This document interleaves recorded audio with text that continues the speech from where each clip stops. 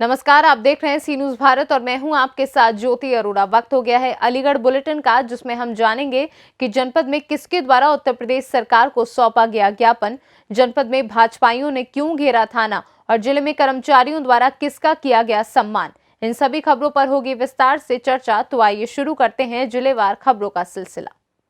अलीगढ़ प्रांतीय नेतृत्व के आह्वान पर जिलाधिकारी कार्यालय कलेक्ट्रेट पर विशाल धरना प्रदर्शन किया गया। धरना सभा की अध्यक्षता पूर्व शिक्षा विधायक एवं अधिकार मंच अलीगढ़ के संरक्षक जगबीर किशोर जैन ने की। अधिकार मंच की मांगों से संबंधित ज्ञापन, जो कि मुख्यमंत्री उत्तर प्रदेश सरकार को संबोधित है, जिलाधिकारी के प्रतिनिधि एसीएम द्वितीय अंजुम बी द्वारा लिया गया। धरना सभा में प्राथमिक शिक्षक, पूर्व माध्यमिक शिक्षक, माध्यमिक शिक्षक, बेसिक शिक्षा विभाग, लिपिकीय संवर कोषागार, राजस्व विभाग, ग्राम विकास विभाग, ग्राम पंचायत विभाग व अन्य लोगों की मौजूदगी रही।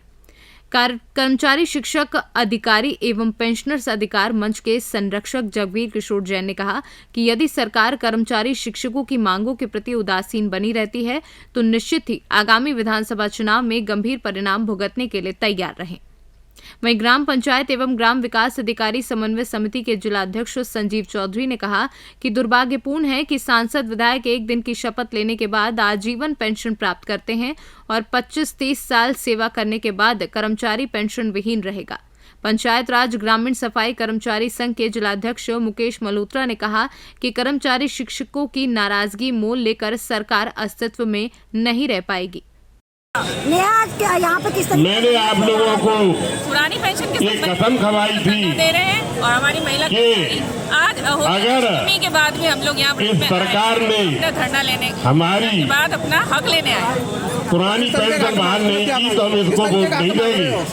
पेंशन लेकिन यदि सरकार नहीं मांगों को पूरी नहीं कर रही है, शिक्षक और कर्मचारी विरोधी है।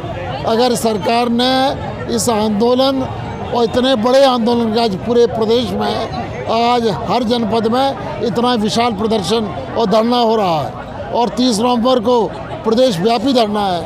अगर आवश्यकता होगी तो शिक्षक और कर्मचारी सड़कों पर भी उतरेंगे सरकार के खिलाफ।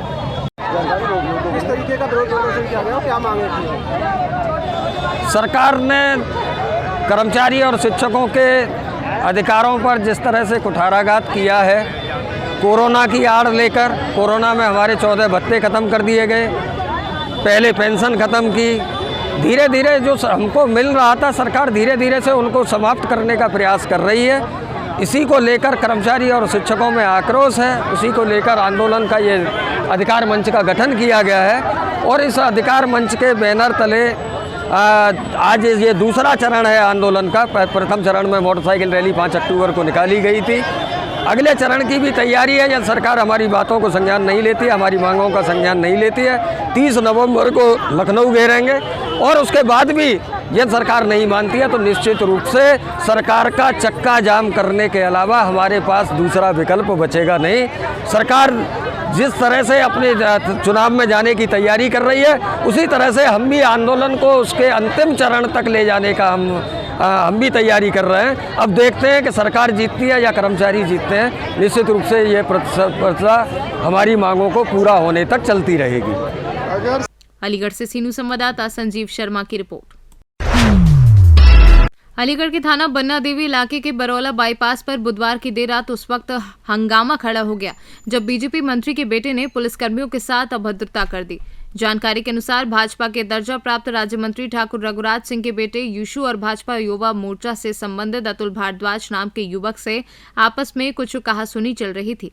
बताया गया है कि तभी वहां से गुजर रहे लेपर्ड पुलिसकर्मियों ने रोका टोका और आरोप है कि इसी दौरान मंत्री के बेटे यूशु ने पुलिसकर्मियों से अभद्रता कर दी। इसकी सूचना जब थाना पुलिस व आला अधिकारियों तक पहुंची तो मंत्री के बेटे व अतुल को पकड़कर पुलिस थाने ले आए। इस बात की जानकारी जब भाजपा युवा मोर्चा के अन्य पदाधिकारियों को हुई तो भारी तादाद में कार्यकर्ता थाने पहुंच गए और थाने का घेराव कर डाला। हालांकि इस पूरे मामले पर भाजपा का कोई भी कार्यकर्ता या पदाधिकारी कैमरे पर बोलने को तैयार नहीं हुआ। थाने पे मौजूद है, उनका कहना है कि थाना घेराव किया। क्या मामला था सर, क्या मामले को लेकर ये लोग यहाँ पहुँचे हैं? आज थाना बन्ना देवी में 2 पक्षों की तरफ से मारपीट की सूचना प्राप्त हुई थी पुलिस को। मौके पर पहुंचने पर 2 पक्षों से तहरीर प्राप्त हुई है। दोनों का मेडिकल कराया जा रहा है। आवश्यक कानूनी कार्रवाई की जा रही है।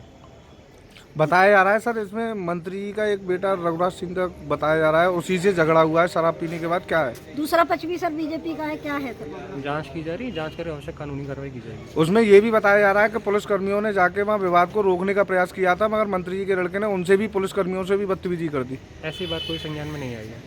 धन्यवाद। अलीगढ़ से सीनू संवाददाता संजीव शर्मा की रिपोर्ट। अलीगढ़ श्री टीकाराम कन्या महाविद्यालय में नवनियुक्त प्राचार्य डॉक्टर शर्मिला शर्मा का शिक्षिकाओं एवं शिक्षणेतर कर्मचारियों द्वारा सम्मान किया गया। समारोह की शुरुआत प्राचार्य द्वारा सरस्वती प्रतिमा के समक्ष दीप प्रज्वलन एवं माल्यार्पण कर की गई।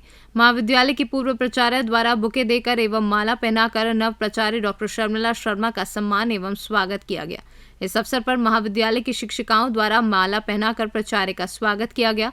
नव प्राचार्य डॉक्टर शर्मिला शर्मा ने कहा कि महाविद्यालय के सभी शिक्षक एवं शिक्षणेतर कर्मचारियों के सहयोग से संस्था को शिक्षा के क्षेत्र में अग्रणी संस्था के रूप में स्थापित करने के लिए सदैव प्रयासरत रहेंगी। मैं doctor Sharmila Sharma, associate and head BEd department आसवी कॉलेज अलीगढ़, और मेरा चयन आयोग के द्वारा प्राचार्य पर हुआ और उसके बाद मेरा क्रमांक भी अलीगढ़ जनपद में सबसे ऊपर था, 132 क्रमांक था, जो कि निदेशालय के द्वारा मुझे श्री टीकाराम महाविद्यालय आवंटित किया गया। तो क्या कहना चाहिए क्या? बस मैं यही कहना चाहूँगी कि ईश्वर ने मुझे इतना अच्छा महाविद्यालय दिया है और ये महिलाओं का और कन्याओं के लिए महाविद्यालय है, ये दिन प्रतिदिन उन्नति की ओर जाए। लड़कियों के लिए मैं इस तरह के रोजगार के कार्यक्रम भी लेके आऊँ, उनकी सुरक्षा के कार्यक्रम भी चलाए जाएं। सभी लोगों का मुझे इतना अच्छा लग रहा है इस महाविद्यालय में आके, यहाँ का शिक्षक वर्ग भी, यहाँ के जो भी क्लास 4, क्लास 3, उनका उत्साह देख के लग रहा है कि मैं इस उद्देश्य में सफल होंगी कि मंडल का ये हमारा प्रथम महाविद्यालय बने, यही मेरी आकांक्षा है। अलीगढ़ से सीनू संवाददाता संजीव शर्मा की रिपोर्ट। अलीगढ़ के मलखान सिंह जिला अस्पताल में चतुर्थ संवर्ग के चिकित्सा कर्मियों से दवाओं के कार्टूनों को तीसरी मंजिल तक लाने ले जाने का कार्य कराया जा रहा है, जिसके चलते कर्मचारियों में विरोध है। उनका कहना है कि हम अपने जिस मूल पद पर तैनात किए गए हैं उसी कार्य को करेंगे। मुख्य चिकित्सा अधीक्षक द्वारा आवश्यकता में 1 माह काम करने के लिए हमको लगाया गया था, लेकिन उसके उपरांत कई महीने गुजर गए हैं, अब भी यही काम कराया जा रहा है। इसके साथ ही वेतन की बढ़ोतरी के संबंध में जिला अस्पताल के अन्य संवर्ग को लाभ दिया जा चुका है, जबकि हम लोगों को इसका लाभ नहीं दिया जा रहा है।